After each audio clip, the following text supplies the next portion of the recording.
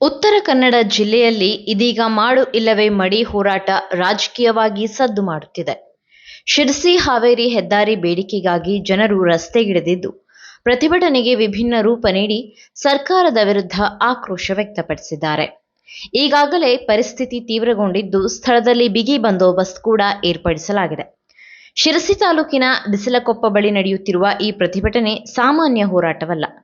ಮಾಡು ಇಲ್ಲವೇ ಮಡಿ ಎಂಬ ಘೋಷಣೆಯೊಂದಿಗೆ ಜನರು ಜೀವ ಪಣಕ್ಕಿಟ್ಟು ಹೋರಾಟಕ್ಕಿಳಿದಿದ್ದಾರೆ.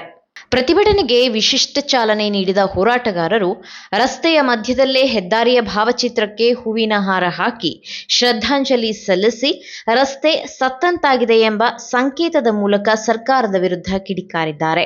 ಜಿಲ್ಲಾಧಿಕಾರಿಗಳು ಸ್ಥಳಕ್ಕೆ ಬರುವವರೆಗೂ 1 ಇಂಚು ಕೂಡ ಕದಲುವುದಿಲ್ಲ ಎಂದು ಪಟ್ಟು ಹಿಡಿದಿರುವ ಪ್ರತಿಭಟನಾಕಾರರು ಸ್ಥಳದಲ್ಲೇ ಧರಣಿ ಮುಂದುವರೆಸಿದ್ದಾರೆ. ಎಪಿಎಂಸಿ ಮಾಜಿ ಅಧ್ಯಕ್ಷ ಸುನಿಲ್ ನಾಯಕ್ ನೇತೃತ್ವದಲ್ಲಿ ನೂರಾರು ಜನರು ಜಮಾಯಿಸಿದ್ದು, ಈಗ ಇಲ್ಲ ಅಂದರೆ ಎಂದಿಗೂ ಇಲ್ಲ ಎಂಬ ಘೋಷಣೆ ಕೂಗುತ್ತಿದ್ದಾರೆ. ಇತ್ತ ಪ್ರತಿಭಟನೆಯ ತೀವ್ರತೆ ಹೆಚ್ಚುತ್ತಿರುವ ಹಿನ್ನೆಲೆಯಲ್ಲಿ ಪೊಲೀಸರು ಸ್ಥಳದಲ್ಲಿ ಫುಲ್ ಟೈಟ್ ಸೆಕ್ಯೂರಿಟಿ ಹಾಕಿದ್ದಾರೆ. ಯಾವುದೇ ಅಹಿತಕರ ಘಟನೆ ನಡೆಯದಂತೆ ಕಣ್ಣಿನ ಮೇಲೆ ಕಣ್ಣು ಇಟ್ಟು ನಿಗಾ ವಹಿಸಲಾಗಿತ್ತು. ಪ್ರತಿಭಟನೆಯ ಪರಿಣಾಮವಾಗಿ ಶಿರಸಿ ಹಾವೇರಿ ಹೆದ್ದಾರಿಯಲ್ಲಿ ವಾಹನ ಸಂಚಾರ ಸಂಪೂರ್ಣ ಸ್ಥಗಿತಗೊಂಡಿದ್ದು, ಪ್ರಯಾಣಿಕರು ಪರದಾಡುವ ಪರಿಸ್ಥಿತಿ ನಿರ್ಮಾಣವಾಗಿದೆ. ಒಟ್ಟಾರೆ ಶಿರಸಿ ಹಾವೇರಿ ಹೆದ್ದಾರಿ ಬೇಡಿಕೆ ಇದೀಗ ಜನರ ಭಾವನಾತ್ಮಕ ಹೋರಾಟವಾಗಿ ತಿರುಗಿದ್ದು, ಸರ್ಕಾರ ಯಾವ ರೀತಿಯಲ್ಲಿ ಪ್ರತಿಕ್ರಿಯಿಸುತ್ತದೆ ಎಂಬುದು ಕುತೂಹಲಕ್ಕೆ ಕಾರಣವಾಗಿದೆ.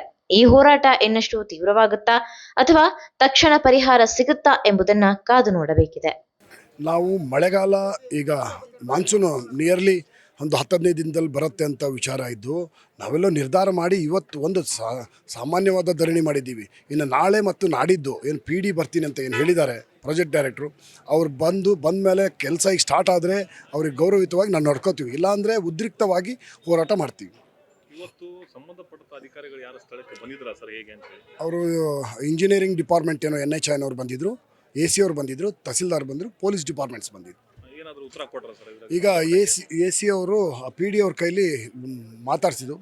ನಾವು ಎಲ್ರಿಗೂ ಜನರಿಗೆ ಕೇಳುವಂಗೆ ಮೈಕಲ್ಲಿ ಮಾತಾಡಿಸುವಂಥ ಕೆಲಸ ಮಾಡಿದ್ರು. ನಾಡಿದ್ದು ಬಂದು ನಾನು ಅದಕ್ಕೆ ಸರಿಯಾದ ಕ್ರಮ ಕೈಗೊಳ್ತೀನಿ ಅಂತ ಹೇಳಿದ್ದಾರೆ.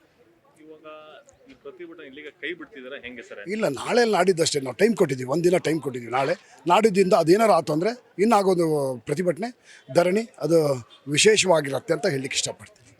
ಈಗ ಬಂದಂಥ ಅಧಿಕಾರಿಗಳಿಗೆ ಏನು ಗಡುವು ಕೊಟ್ಟರು ಸರ್? ಅದೇ DC ಅವ್ರನ್ನ ನಮ್ಮೊಟ್ಟಿಗೆ ಮಾತುಕತೆಗೆ ಅರೇಂಜ್ ಮಾಡಿರಿ ಅಂತ ಅಂದಿದ್ದೀವಿ. DC ಅವರು ಅರೇಂಜ್ ಮಾಡಿದ್ದೀವಿ ಅಂತ ಹೇಳಿದ್ದಾರೆ AC ಅವರು, ಮತ್ತು ಪ್ರಾಜೆಕ್ಟ್ ಡೈರೆಕ್ಟರ್ ಎರಡನ್ನೂ ಮಾಡ್ತೀವಿ ಅಂದಿದ್ದಾರೆ. ಅವಕಾಶ ಜಿಲ್ಲಾಧಿಕಾರಿಗಳು ಬರ್ತಾನೆ ಅಂತ ಹೇಳಿದ್ರೆ ಹೆಂಗೆ ಸರ್? PD ಅವರು ಬಂದಾಗ ಜಿಲ್ಲಾಧಿಕಾರಿಗಳಿಗೇನೋ ಯಾವುದೋ ಒಂದು ಕಾರ್ಯಕ್ರಮ ಇದೆ ಅಂತ ನಾಡಿದ್ದು, ಇದು PD ಅವ್ರನ್ನೊಬ್ಬರು ಬರ್ತಾ ಇದ್ದಾರೆ. ಸ್ಪಷ್ಟವಾಗಿರುತ್ತೆ, ತೀವ್ರವಾಗಿರುತ್ತೆ. ಜನರು ಎಲ್ಲಿವರೆಗೂ ಮನಸ್ಸು ಗಟ್ಟಿ ಇದೆ ಅಂದರೆ ಅದನ್ನು ಟೆಸ್ಟ್ ಮಾಡೋಕ್ಕೆ ಏನಾರು ಹೋದರೆ ನಾಳೆ ನಾಡಿದ್ದು ಅದು ನಡೆಯುವಂಥದ್ದು ಉಗ್ರವಾದ ಹೋರಾಟಕ್ಕೆ ತಿರುಗಿಬಿಡೋದು. ಇಲ್ಲೇನಾದ್ರು ಅನಾಹುತಗಳಾದರೆ ಅದಕ್ಕೆಲ್ಲ ಕಾರಣ ಇಲಾಖೆಗಳೇ, ಮತ್ತು ಬೇರೆ ಏನೂ ಅಲ್ಲ. ಈಗ ನೀವು ನೋಡಿದ್ರಿ ಏನು ಅಂಕೋಲದ ಗುಡ್ಡ ಕುಸಿತದಲ್ಲಿ ಎಷ್ಟು ಜನ ಸಾವನ್ನಪ್ಪಿದರು. ಆ ಪರಿಸ್ಥಿತಿ ಈಗ ಇಸ್ಲೂರು ಮತ್ತು ಆ ಭಾಗದಲ್ಲಿ ಅಂಥ ಪರಿಸ್ಥಿತಿ ಇದೆ. ತಕ್ಷಣ ಅವರು ಕ್ರಮ ಕೈಗೊಳ್ಳಲಿಲ್ಲ ಅಂದರೆ ನಾಳೆ ಎಲ್ಲ ನಾಡಿದ್ದು ಅದಕ್ಕೆ ಹೋರಾಟಕ್ಕೆ ರೆಡಿ ಮಾಡ್ತೀವಿ. ಮತ್ತೆ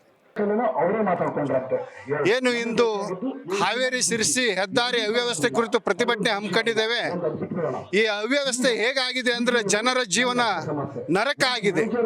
ಇನ್ನೇನು ಪಕ್ಕದ ಹಾವೇರಿ ಜಿಲ್ಲೆಯಲ್ಲಿ ಅಲ್ಲಿಯ ಸಂಸದರು ವಿಸಿಟ್ ಮಾಡಿ ಗುತ್ತಿಗೆದಾರನಿಗೆ ವಾರ್ನ್ ಮಾಡಿದಾಗ ಆಲ್ಮೋಸ್ಟ್ ಹಾವೇರಿ ಜಿಲ್ಲೆ ಸುಮಾರು ಕಾಮಗಾರಿ ಮುಗಿಸಿ ಒಂದು 5 ಕಿಲೋಮೀಟರ್ ಮಾತ್ರ ಬಾಕಿ ಇಟ್ಕೊಂಡಿದ್ದಾರೆ. ನಮ್ಮ ಜಿಲ್ಲೆಯ ಜನಪ್ರತಿನಿಧಿಗಳು ಸಂಸದವರು ಇಲ್ಲಿ ವಿಸಿಟ್ ಮಾಡದೇ ಇರೋದು ಈ ಭಾಗದ ಮತದಾರನ ದುರ್ದೈವ ಅಂತಾನೆ ಹೇಳ್ಬೋದು. ಈ ಹೆದ್ದಾರಿ ಕಾಮಗಾರಿಯನ್ನು ಆದಷ್ಟು ಬೇಗ ತಕ್ಷಣವೇ ಮುಗಿಸ್ತಿಲ್ಲ ಅಂದ್ರೆ ನಾವು ಇನ್ನೂ ಹೆಚ್ಚಿನ ಉಗ್ರ ಪ್ರತಿಭಟನೆ ಮಾಡ್ತೇವೆ. ಇಂದು ಪ್ರತಿಭಟನೆ ಅಂದ ತಕ್ಷಣ ಏನು ಸಂಬಂಧಪಟ್ಟ ಇಲಾಖೆದು KSRTC ಬಸ್ ಅನ್ನ ಡೈವರ್ಟ್ ಮಾಡಿದಾರೋ ಅದೇ ತರ ಇನ್ನು ಸ್ಥಳೀಯರಿಗೆ ಬೇರೆ ವಾಹನದ ಅವಶ್ಯಕತೆ ಮಾಡಿ ಆ ದೂರದ ಊರಿಂದ ಬರುವಂತ ಬಸ್ಗಳನ್ನ ಡೈವರ್ಟ್ ಮಾಡಿ ಬೇರೆ ರೂಟಲ್ಲೇ ಬಿಟ್ರೆ ಇಲ್ಲಿ ಜನರ ಜೀವನ ಸ್ವಲ್ಪನಾದ್ರೂ ಉಸಿರು ಬಿಡಬಹುದು ರಸ್ತೆ ಕಾಮಗಾರಿ ಮುಗಿಯುವ ತನಕ. ಮತ್ತು ತಕ್ಷಣದಲ್ಲೇ ಕಾಮಗಾರಿಯನ್ನು ಪ್ರಾರಂಭ ಮಾಡಬೇಕೆಂದು, ಇಲ್ಲದಿದ್ದರೆ ಇನ್ನೂ ಹೆಚ್ಚಿನ ಉಗ್ರ ಹೋರಾಟ ಮಾಡ್ತೀವಿ ಎಂದು ಈ ಮೂಲಕ ಎಚ್ಚರಿಕೆ ಕೊಡ್ತಾ ಇದ್ದೇವೆ. ನೀವು ಸಣ್ಣ ಆಗ್ಬೇಕಲ್ವಾ? ಅದು ಒಂದು ಉತ್ತಮ ಆಹಾರದಿಂದ ಸಣ್ಣ ಆಗ್ಬೇಕಲ್ವಾ? ಪ್ರತಿದಿನ ನಮ್ಮ ಜೀನಿ ಸ್ಲಿಮ್ ನ ಯೂಸ್ ಮಾಡಿ ಯಾವುದೇ ಸೈಡ್ ಎಫೆಕ್ಟ್ ಇಲ್ದಂಗೆ ನೀವು ಸಣ್ಣ ಆಗ್ತೀರಾ.